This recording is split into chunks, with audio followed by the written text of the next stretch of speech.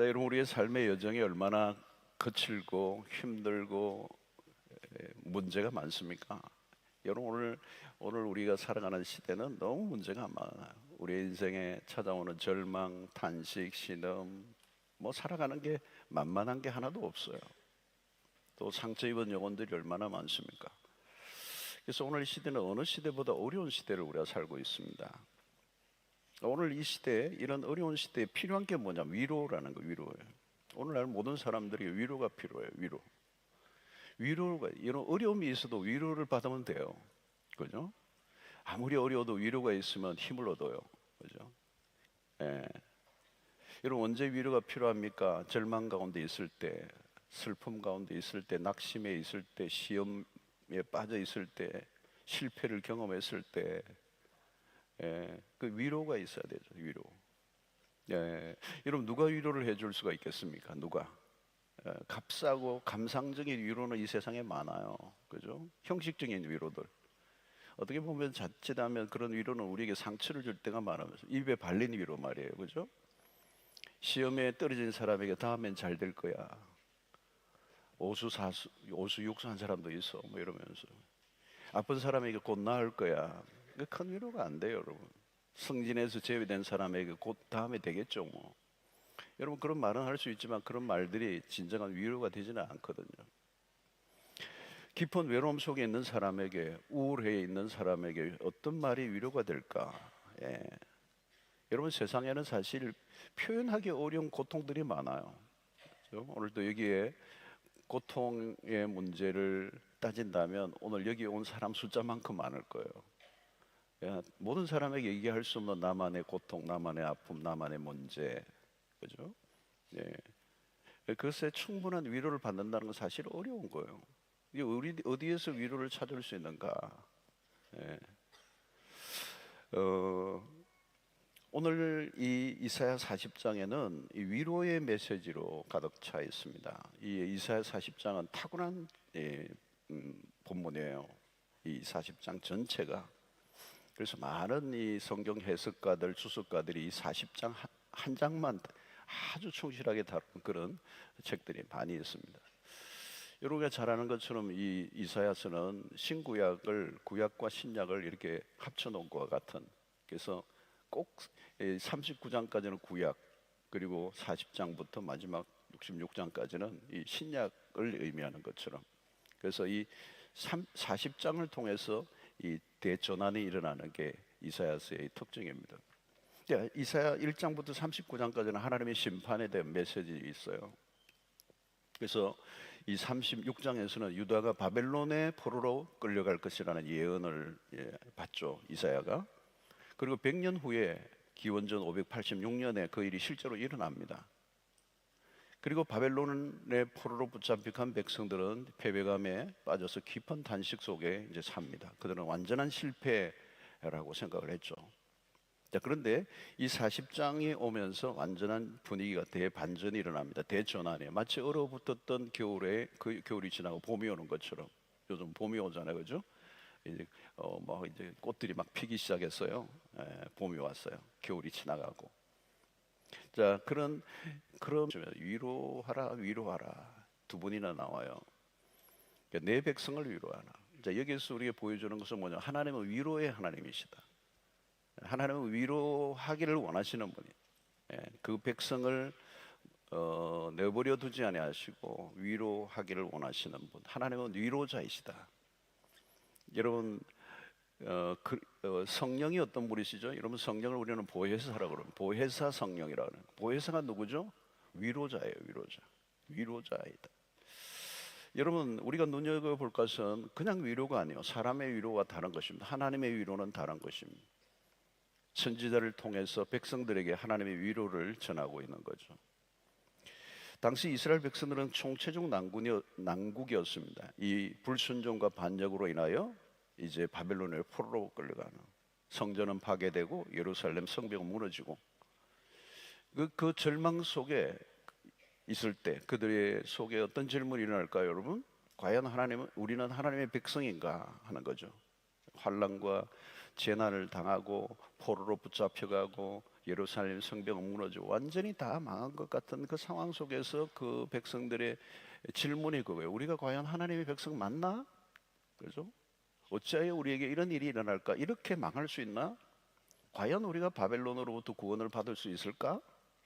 다시 고향으로 돌아갈 수 있을까? 이 유다의 회복은 가능한 건가? 이 39장까지는 절망적인 상황이었어. 아무것도 보이지 않는 암울한 그 상황 속에서 있을 때 이 40장이 시작되면서 분위기가 반전되는 거예요. 그러면서 너희는 위로하라. 내 백성을 위로하라. 여러분, 여기서 단순히 이 말씀만 보면 막연하면 감이 잘 안 잡혀요. 여러분, 세상에도 위로가 많아요. 위로를 많이 하죠. 근데 오래 가지 못해요. 그죠? 그 위로보다 상처가 더 많고요. 고통을 뚫고 들어가서 그 고통을 싸매어 줄 수 있는 위로가 세상에는 존재하지 않아요. 근데 하나님은 전혀 다른 방식으로 위로하십니다. 내 백성을 위로하라. 오늘 여기 내 백성을 하나님은 자기 백성을 위로하신다는 거예요. 하나님은 당신의 백성을 돌보신다. 여러분, 여기 내 백성을 위로하라, 이 말이 굉장히 중요한 겁니다. 내 백성을 위로하라는 거예요.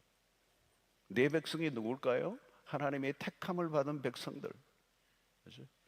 언약의 백성들, 하나님의 택하신 백성들, 하나님의 선택하신 백성, 그 백성을 위로하라. 여러분, 우리가 누구입니까? 창세전에 그리스도 안에서 택함을 받은 백성들이에요.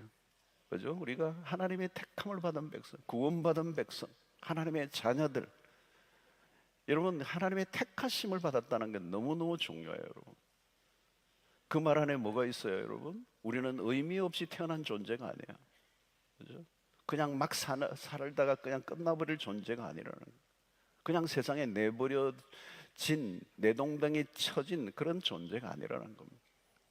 여러분, 내 백성이라는 거예요. 내 백성. 하나님이 택하신 내 백성이라는 거예요. 여러분, 고통 속에 빠져 있을 때 힘든 게 뭘까요? 아무도 나에게 관심을 기울여 주지 않는 거예요. 나 홀로 고통 속에 있는 겁니다. 버려진 존재와 같은 느낌. 근데 본문은 너희의 하나님이 이르시되 너희는 위로하라, 내 백성을 위로하라. 여러분, 하나님은 당신의 백성을 직접 챙기세요.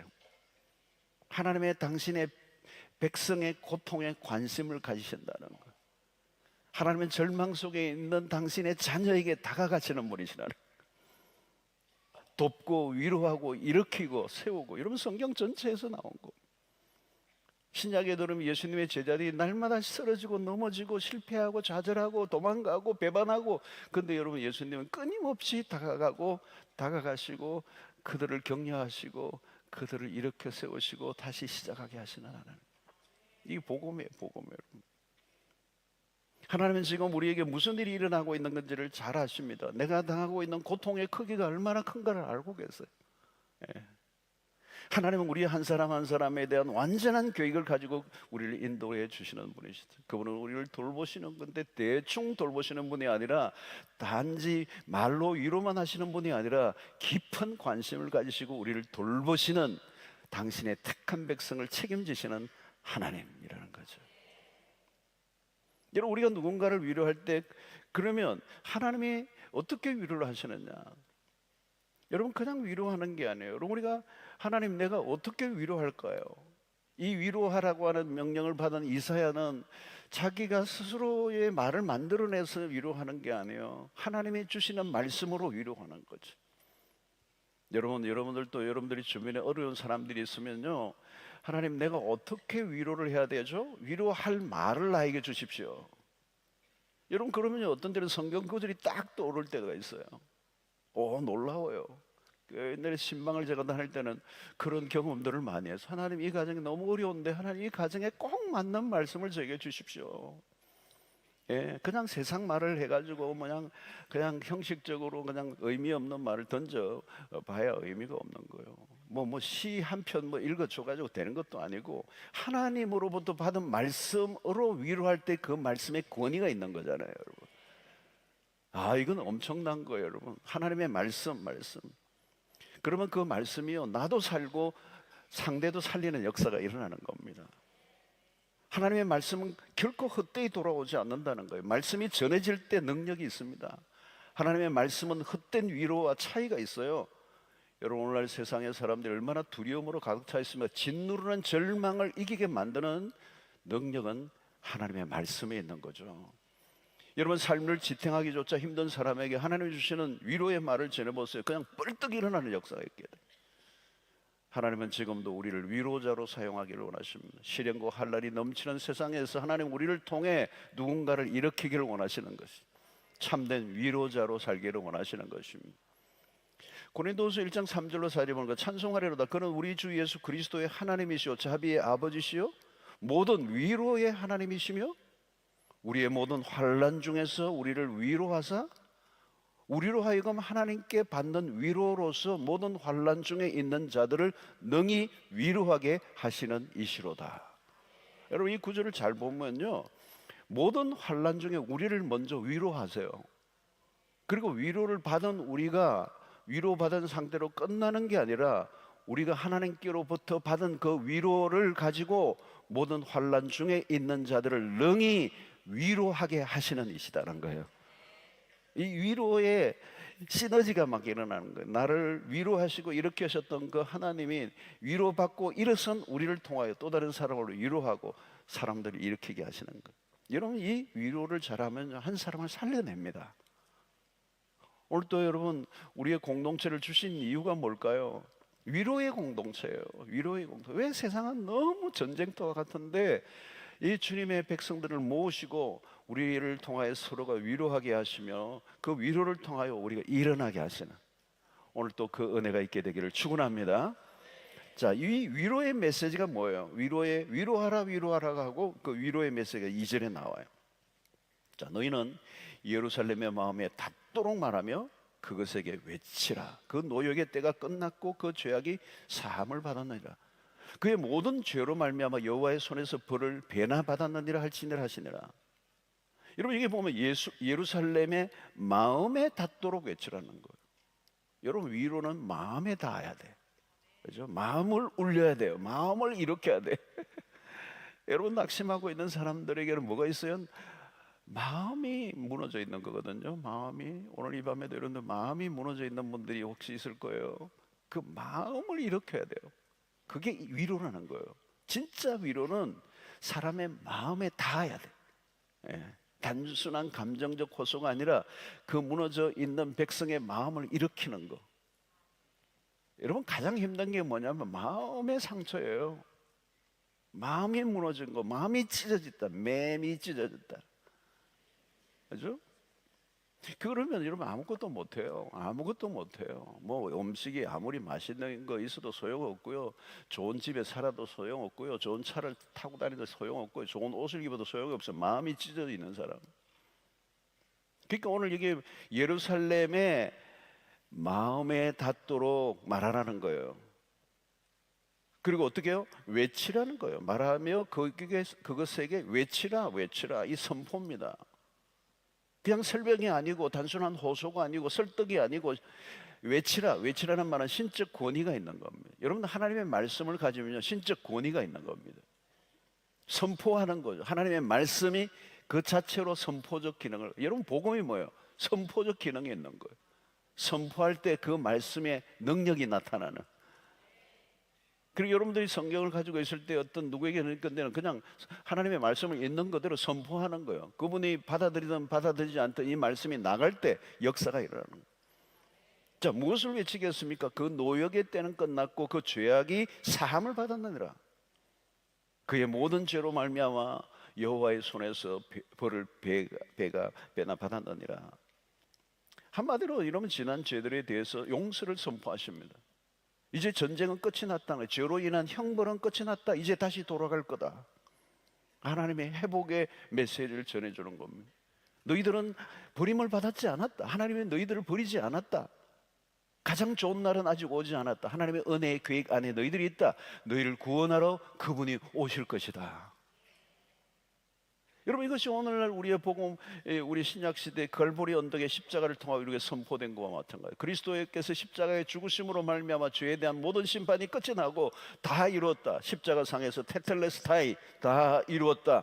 그분이 우리의 죄의 모든 대가를 지불하시고 우리가 지불해야 될 죄를 완부를 하셨다. 이제 더 이상 죄를 위하여 우리가 지불할 것은 남아 있지 않다. 다 끝났다. 사단이 아무리 우리에게 고발해도 갈보리 언덕의 십자가로 그 모든 사단의 계획은 숲으로 끝이 나고 이제 전쟁은 끝이 나고 하나님께서 우리에게 진정한 용서를 베풀어 주시고 구원을 베푸셨다. 이 선포라는 거예요. 선포를 하라는 거예요. 여러분 더 이상 죄로 인하여 죄책감에 시달리지 않아도 된다는 거예요. 그분 안에서 자유를 누리라는 거예요. 더 이상 과거의 문제로 끙끙대지 말라는 거예요. 여러분, 예수를 믿고 있으면서도 여전히 과거의 과거에 자신이 지었던 죄의 그 상처 때문에, 죄책감 때문에 계속 빠져들어가는 사람들이 있어요. 여러분, 더 이상 과거의 실패로 여러분 후회하며 그렇게 절망하지 말아야 돼요. 여러분, 스스로 자신을 속박하지 말아야 돼요. 더 이상 포로된 신분으로 살지 말라는 거예요. 왜? 예수 그리스도의 십자가로 인하여 우리를 완전히 죄로부터 해방시켜 주시고 그것이 복음의 능력이라는 거예요. 그걸 선포하라는 거예요. 선포. 이제 너희들의 죄는 이제 용서받았다는 거예요. 이제 너희들은 구원받았다. 이제 더 이상 그것으로 해서 연연하지 말라. 내가 대신 다 치렀다 말씀하시는 거예요. 자, 3절에 보니까 외치는 자의 소리여 이르되 너희는 광야에서 여호와의 길을 예비하라. 사막에서 우리 하나님의 대로를 평탄하게 하라. 자, 외치는 자의 소리가 들립니다. 뭐죠? 너희는 광야에서 여호와의 길을 예비하라. 사막에서 우리 하나님의 대로를 평탄하게 하라. 여러분, 이것은 뭘까요? 여러분, 그분이 오실 길을 준비하라는 겁니다. 여호와의 길을 하나님이 오실 대로를 준비하라. 여러분, 최고의 위로는 뭔지 아세요? 그분이 오시는 거예요. 그분을 만나는 겁니다. 그렇기 때문에 그분이 오시도록 길을 준비하라는 겁니다. 여러분, 아무 길이나 되는 게 아니에요. 새로운 길, 대로를 만들어. 이 길로 가장 위대하신 분이 오실 것이다. 그 길에 누가 오신다는 거예요? 결국은 이사야의 이 예언은 그 왕의 대로, 그 하나님의 대로, 그 대로를 통해서 오실 그분은 바로 예수 그리스도. 세례 요한이 그가 맡은 사명이 뭘까요? 그리스도가 오시는 길을 예비하는 것. 오늘 우리가 그 세례 요한의 역할을 우리가 오늘 맡고 있는 거죠. 예수를 안 믿는 사람들이 그 예수 그리스도가 오시도록 그 길을 예비해 주는 사람들. 우리는 외치는 자의 소리들. 그 2절에서도 외치라고 명령하는 겁니다. 우리는 광야에서 하나님을 위한 대로를 곱게 하는 사람들. 자, 어떻게 여호와의 길을 준비할 수 있는가? 세례 요한은 회개를 촉구하고 하나님의 나라를 갈망하도록 그렇게 이끌었습니다. 그리스도를 깊이 모실 수 있도록 준비를 한 거죠. 여러분, 이사야는 지금 이스라엘 백성들에게 주님의 오심을 방해하고 있는 장애물들을 제거하라고 도전합니다. 여러분, 우리의 마음은요 사막과 같아요. 사막과 같아요. 아주 돌덩어리들이 가득하고 척박하고 메마르고 건조하고. 여러분, 사막을 보면요 모래바람이 막 휘몰아치면요 앞이 안 보여요. 수시로 시야를 가립니다. 동서남북 방향을 잃어버려. 길이 사라져버려. 내가 어디 있는지 어디로 가야 되는지. 광야는 여러분 생명의 기운이 전혀 없어요. 모든 게 바짝 말라있어. 공허하고 적적해요. 여러분, 그 길로는 왕을 모실 수가 없어요. 그분은 그 길로는 여호와의 길로 닦아야 한다는 거죠. 여러분, 우리가 교회에 나오기 전에, 하나님을 믿기 전에 우리의 마음의 상태가 그랬어요. 사막과 같았어요. 아주 그냥 바삭 말라있는, 생기라고는 아무것도 없는 돌멩이로 가득한, 그죠? 흙먼지가 그냥 그렇게 막 하면 아무것도 보이지 않는 거죠. 준비가 전혀 안 되는, 그분을 만날 준비가 전혀 안 돼 있는, 메마르고 척박하고 강팍하고 거칠고, 그죠? 과거에 우리가 그리스도에게 나오기 전에 우리의 마음이 그랬어요, 여러분. 사막과 같았어요. 예. 여러분, 이전에도 신방을 가보면요 그런 느낌이 드는 집이, 어떤 집은 신방 받을 준비가 다 돼 있는 거예요. 막 일주일, 한 달 전부터 신방을 기다린다고 집도 막 닦고 설고 그냥 막 페인트 칠하고 막 그냥 막 고장난 상도 막 고치고 막 전부 다 하고. 그러면 그뭐 며칠 동안 또 목사님 드린다고 막 팥죽을 일주일 동안 막 그냥 끓이고 막 이래가지고 안 먹을 수도 없고 막 먹어야 돼. 그게 중요한 게 아니라 마음으로 준비하는 거예요. 예? 젊은 목사가 신방 가지만 주님의 은혜를 갈망하고 하나님의 은혜를 갈망하고 마음 심령을 준비를 하는 거예요. 근데 어떤 신방 가면 별로 받고 싶지 않은 신방. 그 신방을 막 좀 바쁜데 안 받으려고 그러는 거예요. 그 억지로 들어갔는데 막 강아지가 또 물려고 그러고 말이야.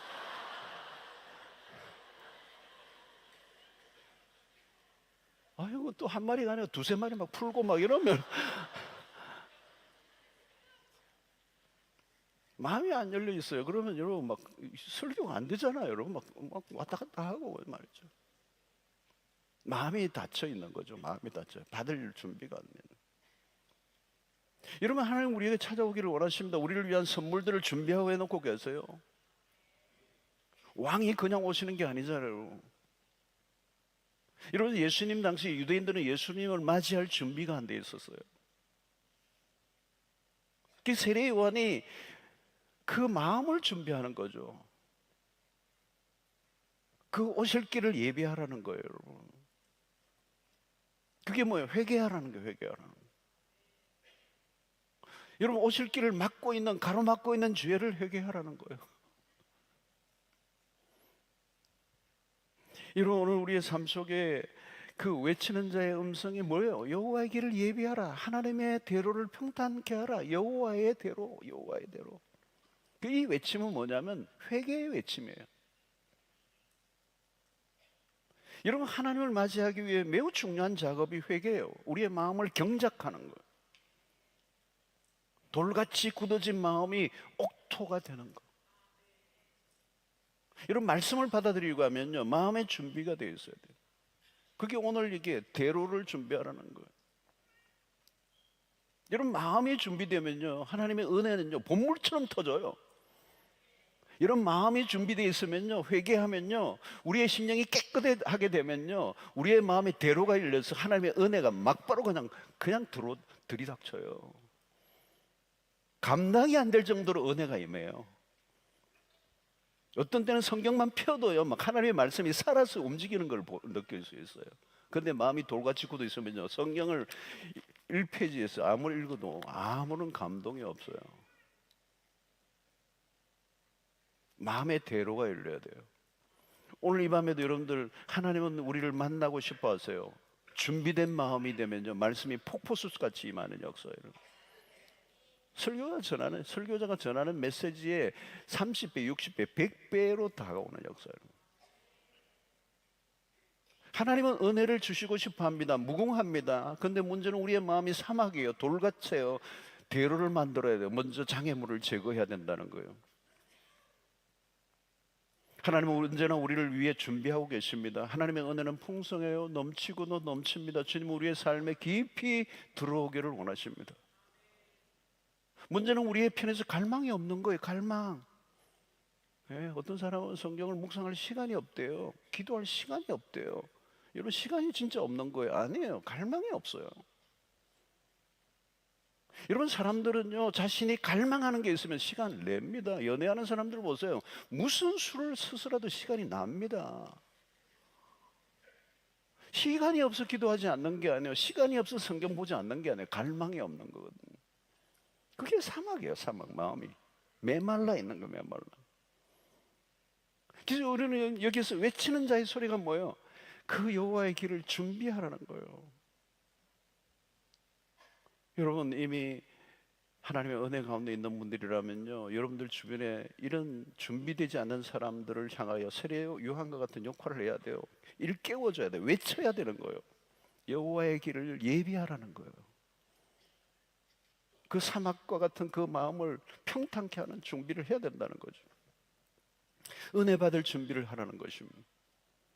여러분 영적 생활의 장애물이 무엇인지를 알려줘야 되고 반복되는 죄가 무엇인지를 알려주고 오랫동안 방치된 죄가 뭔지를 알려주고 회개하고 우리의 심령을 깨끗게 하고 경작시켜서 그분이 오실 길을 예비하는 것. 자, 처리해야 될 게 오늘 두 가지를 얘기해요. 사절에 보니까 골짜기마다 도도해지며 산마다 언덕마다 낮아지며 고르지 않은 곳이 평탄하게 되며 험한 곳이 평지가 될 것이다. 여러분, 여기 골짜기는 도도해지고 산과 언덕은 낮아져야 된다. 고르지 않는 땅은 평탄하고 험한 산지는 평지가 되어야 된다. 그러니까 그 당시 유대의 이 팔레스타인 지역의 아주 산들이 험한 거죠. 험한 거. 그 험한 이런 막 언덕과 골짜기 이런 곳으로는 여호와의 대로를 열어야 돼요. 거대한 토목 공사가 일어나요. 산을 옮기고 골짜기를 메꾸고 이런 일이 일어나지 않으면 대로가 생길, 그분이 오실 수가 없다는 거예요. 여러분, 우리의 마음이 꼭 그렇게 그런 것과 같아요. 정지 작업을 해야 돼요. 엄청난 이 토목 공사가 필요한 거예요. 골짜기를 도도해야 된대요. 우리의 삶의 골짜기들을 도도하라는, 사람마다 다를 수 있어. 골짜기가 뭔지. 어떤 이들은 두려움일 수도 있어요. 골짜기는 좀 어두운 곳이잖아요, 그죠? 불안과 두려움과 염려와 근심과, 예? 그런 것들 안에 우리가 갇혀 있을 때 그것이 우리의 하나님을 만나는데 장애물이 될 수가 있어요, 여러분. 우리 안에 낙심들이 있을 수 있잖아요. 여러분. 너는 안 돼. 포기하게 만들고 자포자기하게 만들고 자기 안에 있는 죄책감이라고 하는 그 골짜기. 여러분, 이 죄로 인하여 찾아온 죄책감, 그 죄책감으로 인하여 만들어진 어두운 자아상들, 그것이 낮은 자존감이 되고요. 그리고 그런 것들로 인한 끊임없이 자기 자신도 어쩔 수 없이 자기를 포기하면서 끊임없이 반복해서 짓는 죄들, 그러면서 그 죄로 인하여 계속 또 자기 자신을 죄책감으로 몰아넣는, 그리고 끝없는 실패의식들, 거기서 헤어나오지 못하는 거예요. 그 낮아진 곳을 도도해야 된다는 거예요. 그 죄책감, 낮은 자존감, 어두운 자아상들, 이런 건 심리적으로 해결되는 일이 아니에요. 인문학적으로, 철학으로 답이 될 수 있는 게 아니에요. 이것을 메꾸어지는 것은 예수 그리스도의 십자가의 복음으로만 가능한 거예요. 복음이 답이에요, 여러분. 그리스도의 십자가의 죽으심의 그 복음을 우리가 온전히 받아들이고 내 모든 과거의 죄를 깨끗하게 도말하시는 하나님의 은혜를 믿고 받아들이고 그 안에서 회복을 경험하는 거예요. 높은 곳을 흠으로 떨어야 합니다. 높은 곳은 어디입니까? 주로 이스라엘이 높은 곳은 우상 숭배를 하는 곳이에요. 거짓 신들을 섬기던 제단을 위치하는 곳이 높은 곳입니다. 그 우상들을 무너뜨리라는 거예요. 그 우상들을 무너뜨려야 그곳에 대로가 생긴다는 거예요. 여러분, 이 우상 중에 우상이 뭡니까? 자기 숭배예요. 교만이 뭡니까? 자기 숭배예요. 높아진 마음. 교만할수록 하나님과 멀어지게 하는 거예요. 여러분, 교만이 왜 무섭습니까? 하나님 필요 없다는 거잖아요. 매사에 자기 자신감으로 넘쳐 있는 사람들. 여러분, 이런 교만들을 부추기는 것들이 뭐예요? 오늘 우리에게 또 다른 우상이 뭘까요? 여러분, 부죠. 물질주의 세상에 만몬을 쫓는 거. 하나님의 자리에 만몬이 앉아 있는. 여러분, 요즘에 이게 갈수록 더 거의 이거죠. 어딜 가나 돈이잖아요. 모든 것 안에 돈. 예? 오늘날은 이게 일론 머스크도 그렇고 그렇지만 이 스포츠 스타들이나 천문학적인 돈을 얘기하는. 모든 걸 돈으로 결결시키고 돈의 가치를 두고 가장 높은 곳에 돈이 있고 돈을 가질수록 마음이 높아지고 돈을 따라 순위를 정하고 자신을 증명하는 힘이 돈이고. 여러분, 돈이 가지면요 스스로 자기가 하나님이 되는 거예요. 가슴이 붕 뜨고요. 모든 것이 내 손에 잡히는 듯하고. 여러분, 카드를 마음대로 긁을 때 내가 신이 되는 거예요. 교만이 저절로 찾아옵니다. 돈이 많은데 겸손하다? 찾아오기 힘들어요, 여러분. 쉬운 일이 아니에요. 돈이 많아지면요 기도가 잘 안 돼요. 마음이 가난해지지 않는다니까요. 하나님을 찾지 않아도 되는 일이 생기는 거예요. 이게 교만이에요. 무엇으로 마음이 높아집니까? 이전에는 여러 가지였어요. 지식, 권력, 다 있지만 지금은 돈이에요. 돈이 모든 걸 평천화했어요. 물질로 높아진 마음에 여호와의 대로가 생길 수 있을까? 아니요. 길이 꽉 막혀 있는 거. 이런 마태복음 19장에 보면 부자 청년의 얘기가 나오잖아요. 어릴 때부터 율법을 다 지켰어요. 자기는 완전한 사람처럼 착각하고 있을 때 주님이 내 소유를 팔아 가난한 자에게 나누어 주라 그러니 나누어 주고 나를 따르라 그러니까 어떻게 했어요, 여러분? 이 부자 청년이 재물이 많음으로 근심하고 떠나가니라. 떠나가고 아직도 안 돌아왔어요. 그는 재물이 많은 거로 고민하여 예수를 떠나. 돈에 대한 염려, 돈에 대한 그 생각이 자기를 사로잡고 있는 거예요. 은혜 통로가 완전히 막혀 있는 겁니다. 여러분, 인간은 끊임없이 자신을 높이려고 합니다. 우울감, 교만, 이 작은 문제가 아닙니다. 하나님에 대한 반역의 태도예요. 언제나 하나님을 자리를 넘보는 사람들. 여러분, 마음이 높아진 사람들은 자신의 한계를 인정하고 겸손해져야 합니다. 자아도취나 자아만족에 빠져서 나와야 돼요. 높은 산을 깎아내려야 된다는 거예요. 충분히 낮아져야 된다는 거예요. 여러분, 그리스도를 보십시오. 그분은 스스로 낮아지신 분입니다. 우리를 만나 주시기 위해 낮아질 대로 낮아지신 분, 아기의 모양으로 오신 분, 아기로 오신 분. 그러니까 여러분, 우리가 그리스도를 맞이하려면 내가 낮아져야 한다는 거예요.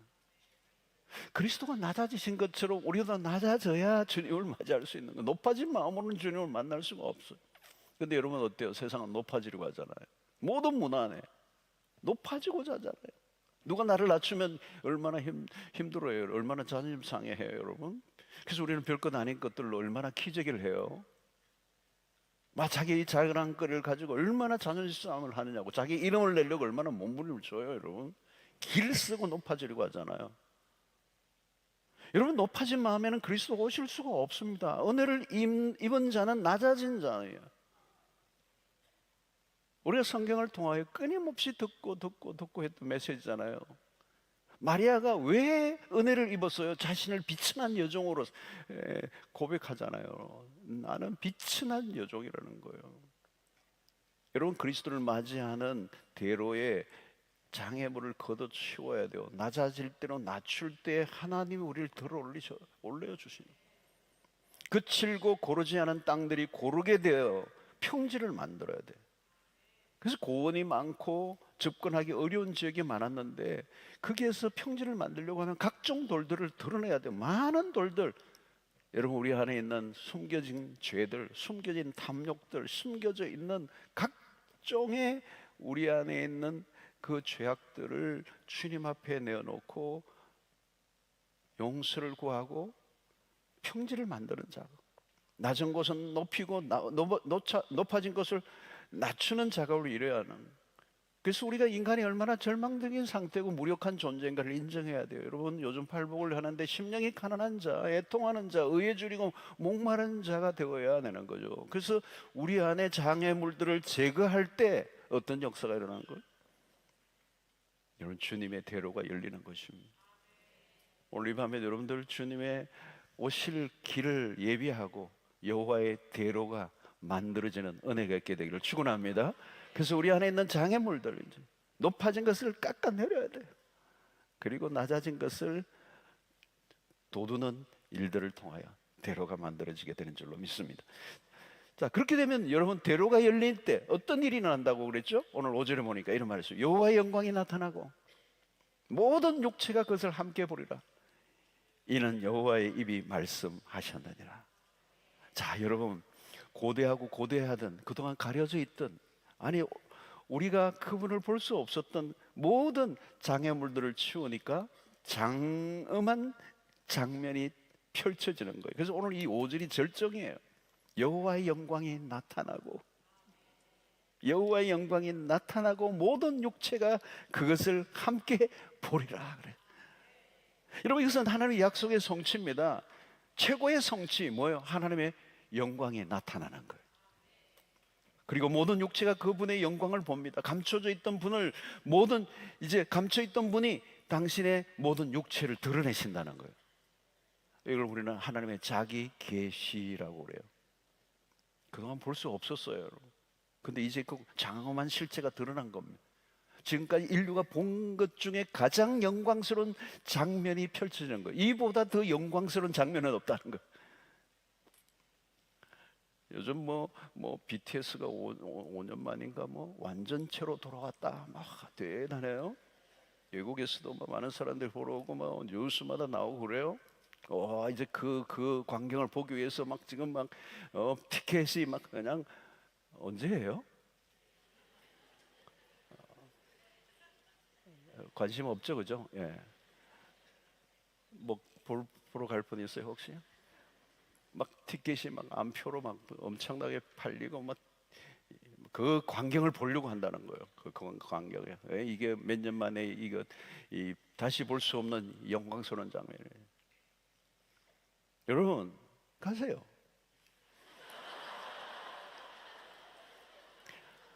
근데요, 진짜는 뭐가 있느냐는 거예요. 지금 오늘 5절에 이 말씀이에요. 인류의 역사에 두분 없는 영광. 이것과 비교할 수 있는 영광이 없어요. 모든 여호와의 영광이 나타났다는 거예요. 이게 엄청난 얘기예요, 여러분. 여러분, 우리 무엇에 흥분하고 있습니까? 우리가 무엇에 감동합니까, 여러분? 무엇에 뭘 그렇게 기다리고 열광하느냐는 거예요. 예. 오늘 여러분 이스라엘 역사 속에 이사야를 통하여 하나님이 예언하신, 오늘 이 오랫동안 예언했던 그 예언이 지금 성취되는 약속을 지금 오늘 우리 신약 시대의 완전한 성취를 우리가 보고 있는, 가장 감동적인 것, 우리를 가장 압도하게 하는 것, 그것이 바로 하나님의 영광이라는 거예요. 여러분, 우리가 비행기를 타고 올라가면요, 시야가 탁 뚫려버리죠. 도시에 살다 보면 막 빌딩들이 많고, 부산은 뭐 빌딩이 별로 없어가지고 뭐 잘 그런 거 없죠. 서울에 이런 뭐 이 강남이라는 데 가면 완전 빌딩 숲이잖아요, 그죠? 그러니까 막 다 가려 있어요. 빌딩밖에 없어요. 그리고 빌딩에서 막 부쩍부쩍하는 광고밖에 없어요. 그런데 여러분, 비행기를 타고 하늘로 올라가 보면요, 뭐 완전 다른 세계가 열리는 거예요, 그죠? 막 밑에는 막 비구름이 막 잔뜩 끼어 있어. 시기가 짧아서 아무것도 안 보이는데 비행기를 타고 올라가면 구름 위로 올라가잖아요.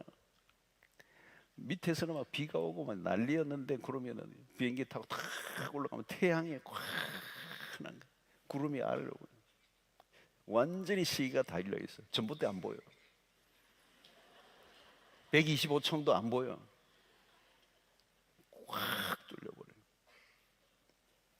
여러분, 그동안 1절부터 4절까지는 준비의 과정에서 골짜기가 높아지고 높은 것이 낮아졌어요. 고르지 않은 것들이 평탄하게 되고 험한 산지가 평지가 되었어요. 이 모든 과정은 무엇을 위하여? 여호와의 영광이 나타나는, 모든 육체가 그것을 함께 보리라. 이 예언이 언제 성취되었습니까? 예수 그리스도 이 땅에 오심으로 성취돼요. 그 요한복음 1장 14절이에요. 말씀이 육신이 되어 우리 가운데 거하심에 우리가 그의 영광을 보니 아버지의 독생자의 영광이요 은혜와 진리가 충만하더라. 하나님의 영광이 우리가 눈으로 볼 수 있도록 임하셨어요. 선지자들이 끊임없이 얘기했던 그 말씀의 실체, 그 말씀이 육신이 되어 우리 가운데 거하심에 우리가 그의 영광을 보니, 영광의 본체이신 그분이 역사 속에 오셨어요. 구약 성경에서부터 수많은 예언자들이 그토록 고대하고 고대했던 그분이 오실 그이가 오셨어요. 여러분, 영광이라는 이 말은 카보드, 그 어원은 무겁다, 중요하다, 무게가 있다. 여러분, 그리스도가 오실 때 그 임재, 그 영광의 무게는 어떤 것과도 비교가 안 돼. 컴페어가 안 돼. 컴페어. Nothing compare.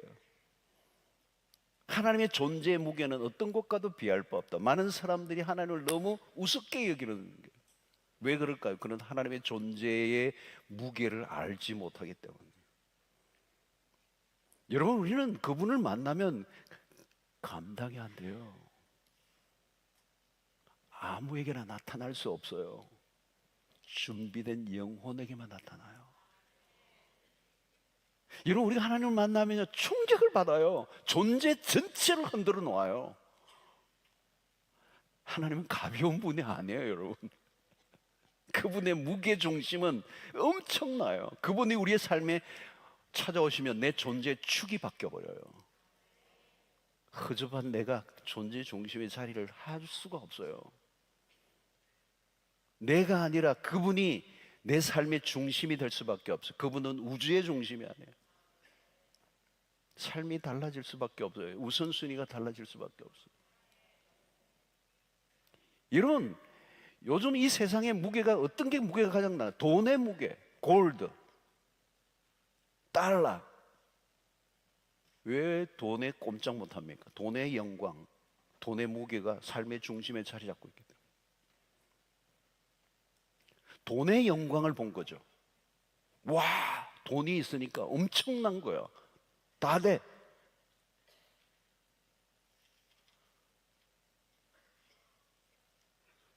그게 자신의 삶의 가장 무거운 카보드예요. 여러분, 돈에 사로잡혀 있는 사람들은요, 다른 것에 흔들리지 않아요. 그 돈의 힘이 엄청나요. 그의 존재를 붙들고 있는 거거든요. 돈과 비교할 게 없는 거거든요. 그러니까 돈이 최고인 줄 알거든요. 그 돈의 영광을 맛본 사람은 돈을 포기할 수가 없어요. 지금은 이 세상에 돈이 모든 걸 평천화했어요. 딱 한 사람밖에 없어요. 그보다 더 큰 존재의 무게를 맛본 사람만 돈의 힘을 이길 수 있어요. 그게 뭐예요? 모든 육체가 그 영광을 보리라. 하나님을 보는 겁니다. 그분의 영광을 봅니다. 하나님을 선명하게 보면 그것으로 끝이에요. 결론이에요. 우리의 모든 삶이 정리됩니다. 깔끔하게 정리됩니다. 다른 것들은 우리의 시야를 더 이상 흐리게 할 수가 없습니다. 선명한 비전이에요. 하나님을 보는 것, 그분의 영광을 보는 것. 여러분, 우리가 세상에 살면서 무엇이 문제입니까? 더 가지지 못한 것일까요? 삶 가운데 찾아오는 문제들 때문일까요? 우리의 연약함 때문일까요? 가장 근원적인 것은 하나님의 영광을 목격하지 못한 것이. 왜 낙심할까요? 왜 교만해질까요? 여러분, 내가 하나님을 보지 못하고 그분의 영광을 본 적이 없기 때문에 왜 불꽃 아닌 것에 목숨을 겁니까? 잠깐 있다가 사라지는 것을 위해 목을 왜 매죠? 여러분, 우리의 영적인 눈이 열리면 세상의 영광은 초라해요. 초라해요. 아무것도 아니야. 만약 우리가 하나님의 영광을 보지 못한다면 마귀에 의해 내 눈이 가려져 있을 거예요. 온 땅에 충만하신 하나님의 영광을 보지 못하는 거예요. 여러분, 이 땅에 온 땅에 하나님의 영광으로 가득 차 있어요, 여러분. 너무 많아요. 여러분, 아름다운 것들을 보면요, 그 아름다움은 하나님의 아티스트이신 하나님의 작품 손길이에요. 꽃들을 보세요. 꽃들을 보고 여러분 부인할 수 있어요? 여러분, 꽃을 보면서 이 하나님의 손길을 어떻게 부인할 수 있어요? 솔로몬의 영광이 이 꽃 하나만도 못하다 그랬잖아요. 솔로몬의 영광이 얼마나 대단해요. 그런데 이 꽃 하나만도 못하다. 이 하나님이 만드신 이 꽃 하나만도 못하다는 거예요. 솔로몬이 무슨 재주로 이 꽃을 만들 수가 있어요? 이 꽃의 생명력을 어떻게 만들 수 있어요? 그 꽃에 만들어지는 그 아름다움의 그 신비와 그 향기와 그 모든 것들을 누가 어떻게 만들어요, 여러분? AI가 아무리 발달해도 그건 불가능한 거예요. 이 봄에 이제 여러분, 우리 오늘 보니까 이 교육관 옆에 우리 뉴젠 그 바깥에 한 그루 나무가 꽃이 지금 장엄하게 확 피었다. 너무 멋있어요. 하나님의 영광이 온 땅에다 있어요. 저는 최근에 진짜 새 한 마리가 쫙 폈는데요. 참새 말고 큰 새는 쫙 폈는데 참새들도 이러면 보세요. 자세히 보세요. 그 눈매와 그 코와 여러분. 그 몸동작 하나하나가 기가 막혀요. 여러분, 우리는 인간은 막 비행기 하나 만들어가 띄우는데 막 에너지를 다루는데 막 참새는 살짝 날라버리죠. 여러분. 뭐 힘들지도 않아. 그 기가 막힌 그 안에 여러분 비어 있는 그 뭐라 그러나 하여튼 설명이 잘 안 되네. 기가 막히게 만드셔서 하나님의 영광이 깃들여져 있어요, 여러분. 저는 생선 먹을 때마다도 신비로워요, 신비로워. 그 뼈에 기가 막힌 그 비율 말이죠. 신기해요, 신기해. 하나님의 창조주의 손길이 닿지 않는 거 없어요. 여러분, 우리는 우리의 영광을 드러내려고 하다가 무너지고 깨어지고 낙심하고 절망하잖아요. 내가 내 힘으로 영광을 드러내려고 하다가 절망하잖아요. 인간이 자신의 영광을 만들어내기 위해 얼마나 노력해요. 여러분, 아무리 BTS라도 몇 년 안 되면 다 사라져. 뭐 나중 또 다른 사람이 또 나와요. 다 잊어버려요. 인간이 만들어낸 영광. 요즘 여러분 뭐 두바이나 이런 데 지금 중동자 하니까 완전히 외국 사람들이 다 빠져나가고 도시가 유령도시가 돼버렸어요. 우리는 조금만 성공하면 우리는 그게 영광인 줄로 생각하고 교만해지잖아요. 조금이라도 나은 게 있으면 그냥 폼을 잡잖아요. 힘을 주고 자랑하고 비교하고 경쟁하고 나가 떨어지고. 그래서 여러분 그 다음 절에 오늘은 다르지 않죠. 다음 금요일 다를지 모르겠지만 우리의 육체는 풀이요 그 모든 아름다움은 풀의 꽃과 같다. 우리의 육체는 풀이라는 거죠. 여러분 구약시대 성막 가운데 성전 가운데 충만하신 하나님, 그러나 이제는 우리 안에 장막을 치시고 우리 안에 거하시는 그분, 하나님의 영광 중에 거하시는 것이 우리의 마음. 우리는 연약한 그릇, 그러나 보배 되신 그리스도를 모신 질그릇. 우리는 지금 넘어지고 실패하지만 그러나 우리의 연약함을 인정하고 주님 앞에 고백하고 용서를 구하면 우리의 교만을 회개하고 우상숭배를 무너뜨릴 때 우리 안에서 하나님의 영광이 서며 나오는 역사입니다. 여러분, 하나님의 영광은 오늘 또 온 땅에 드러내기를 원하십니다. 우리가 할 일은 왕의 대로로 오실 그리스도를 이제 외치는 일이에요. 그분이 오셨어요. 그분이 이미 우리 가운데 임하셨어요. 우리 안에 거하세요. 여러분, 그분을 맞이하는 겁니다.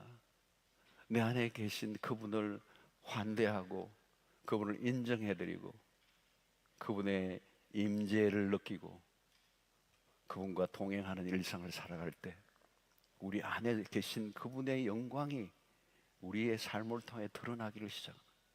그래서 세상에 하나님의 영광을 볼 것이다. 여러분, 진정한 위로는 그냥 말이 아닙니다. 말씀이 육신이 되어 우리 가운데 임하신 그리스도, 그분과 내가 분리할 수 없는 상태, 그분을 마음에 모셔드릴 때 진정한 위로가 찾아오는 겁니다. 하나님의 영광을 보면 두려움이 떠나가는 겁니다. 낙심이 사라지는 겁니다. 우리를 더 이상 절망하게 하는 게 없어요. 가슴이 벅찬 겁니다. 모세가 그 영광을 본 거죠, 여러분. 모세는 그 영광을 보여달라는 그 갈망을 가지고 있었어요. 하나님의 사람 구약의 위대한 모세가 그 영광을 보고 싶어 했어요. 그 영광에 목을 매서 한 번만 보여달라고. 다른 소원이 없었어요. 그 영광을 비길 게 없었기 때문에요. 여러분, 성경의 주제입니다. 하나님의 영광. 우리 찬송가 있잖아요. 하늘의 영광, 하늘의 영광. 그게 그 영광을 보는 것, 그게 답이에요. 그 영광의 본체가 바로 예수 그리스도예요. 모세는 그랬잖아요. 나를 보고 그 영광을 구할 때 나를 보고 살 자가 없다고 하나님이 말씀하셨어요. 그런데 그 영광의 본체를 하나님 우리에게 보여주셨다는 거예요. 약속이 우리에게 이루어진 겁니다. 주님은 십자가를 지시기 전에 그래서 너희는 마음에 근심하지 말라. 하나님을 믿으니 또 나를 믿으라. 그분이 우리에게 오셨어요. 더 이상 두려워할 것 없어요. 더 이상 근심할 게 없어요. 더 이상 우리가 고민할 거 있을 게 아니에요. 그분이 우리에게 찾아오셨고 우리는 그분의 영광을 보고 영광의 그 주님이 우리 안에 거하시는 겁니다. 여러분, 고통이 많은 세상입니다. 근심이 많죠. 절망적인 일이 많아요. 근데 그게 문제가 아니에요. 주님이 찾아오신 그 주님을 만나는 거. 그분의 영광에 무게는 모든 것을 이기게 만드는 거예요. 이제 여러분 눈을 떠 주님을 보시기를 축원합니다. 그분 안에 모든 답이 있습니다. 그리스도를 마음의 중심에 모셔드리기를 바랍니다. 여러분들의 눈이 그분의 영광을 볼 수 있게 되기를 축원합니다. 그리스도가 오셨습니다. 우리 죄를 청산하셨습니다. 모든 저주가 끝이 났습니다. 어둠이 물러나고 빛이 임했습니다. 이보다 더 큰 경험이 없어요.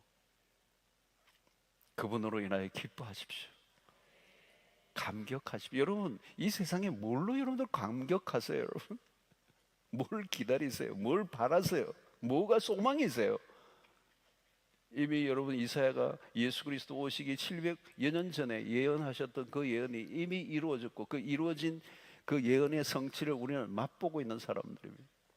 우리의 안에 거하시는 하나님, 영광 중에 거하시는 하나님, 우리는 그분의 성전이, 이제 우리는 어디를 갈 필요가 없어요. 그 영광을 본 사람들은 이 세상의 어떤 것과도 비교할 수 없는 그분의 영광의 무게로 인하여 다른 것에 기죽지 않습니다. 다른 것들로 인하여 절망하지 않습니다. 그분을 본 감격이 너무 크기 때문에, 그분을 만난 기쁨이 너무 크기 때문에 그 안에서 우리는 위로를 얻고 그 안에 우리가 소망을 얻게 되는 줄로 믿습니다. 하나님은 내 백성을 위로하라, 위로하라. 이 반복하는 이유는 충만해요. 위로에 충만해. 오늘 이 험한 세상을 살아가는 이 시대 속에 하나님은 당신의 백성을 결코 외면하지 않으신, 우리에게 다가오시기는 하십니다. 그래도 우리 안에 장애물들이 있습니다. 그 장애물을 제거하십시오. 높아진 마음을 낮추십시오. 그리고 낮아진 마음을 돋우십시오. 그리스도의 복음으로. 그리고 평탄케 하십시오. 그리고 그분이 오실 것입니다. 그리고 그분의 영광을 보게 될 것입니다. 그분의 영광은 이 세상의 어떤 것과도 비교할 수 없는 찬란한 것입니다. 그때 우리는 감격하게 될 것이고, 감동하게 될 것이고, 기뻐 뛰며 춤을 출 것이고, 더 이상 소원이 없어져요. 우리는 늘 넘어지고 또 넘어지지만 회개하고 또 회개하여 주님을 늘 우리의 마음 중심에 깊이 모셔드리고 그분과 함께 동행하며 살아가는 일상이 될 때, 우리에게 찾아오는, 여전히 우리에게 찾아오는 문제와 어려움들이 있겠지만 거기에 휘둘리지 않고 주님과 함께 넉넉하게 승리하는 하나님의 백성들로 살게 되기를 주의 이름으로 축원합니다. 오늘 그 주님의 영광을 보는 은혜가 있게 하여 주시옵소서. 그래서 여러분들이 오늘 기도할 때 제목은 거예요. 그분의 영광을 목격하고 압도를 당하게 하여 주시옵시고 모든 염려와 근심이 사라지는 이 밤 되게 하여 주시옵소서. 우리 찬양하며 하나님 앞에 나가도록 하겠습니다. 하나님, 한 번도 나를 실망시키지 않으십니다.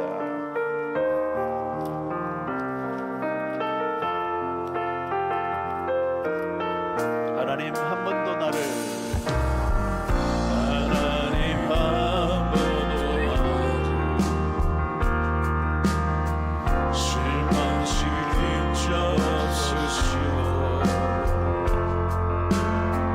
언제나 공평과 은혜로 나를 지키시네. 오신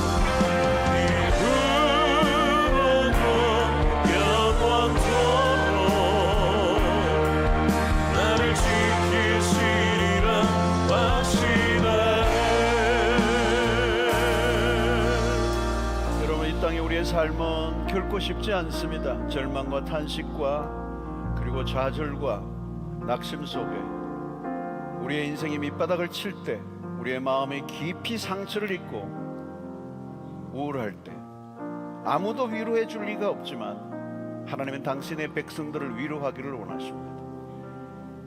여러분, 아무리 힘이 들어도 그분이 위로하시면 삽니다. 그 위로를 우리가 받기를 원합니다. 그 위로는 딴 게 아니죠, 여러분. 우리 그분을 만나는 것입니다. 그분의 영광을 보는 것입니다. 하나님, 우리의 눈이 그 영광을 보게 하여 주시옵소서. 이 밤 우리의 눈을 열어 주십시오. 하찮은 것에 우리의 시야가 가려 그분의 영광을 보지 못합니다. 여러분, 가장 감격적인, 가장 감동적인, 가장 우리의 인생의 환희는 그분의 영광을 보는 것입니다. 우리 가운데 찾아오신 그분을 우리가 보게 하여 주시옵소서. 우리의 곡자기가 도도해지고 산마다 언덕마다 낮아지고 고르지 않은 것이 평탄케 되는 이 밤 되게 하여 주시옵소서. 우리의 낮아진 마음을 하나님 일으켜 세워 주시고 복음으로 높아진 마음을 주님 낮추어 주시옵소서. 교만을 무너뜨려 주시고 주님을 만날 대로가 이 밤 열리게 하여 주시옵소서. 여호와의 길을 예비하게 하여 주시옵소서. 그래서 주님의 영광을 보는 이 밤 되게 하여 주시옵소서. 모든 근심과 염려가 떠나가는 밤 되게 하여 주시옵소서. 주여, 세 번 외치고 기도하며 나아갑니다.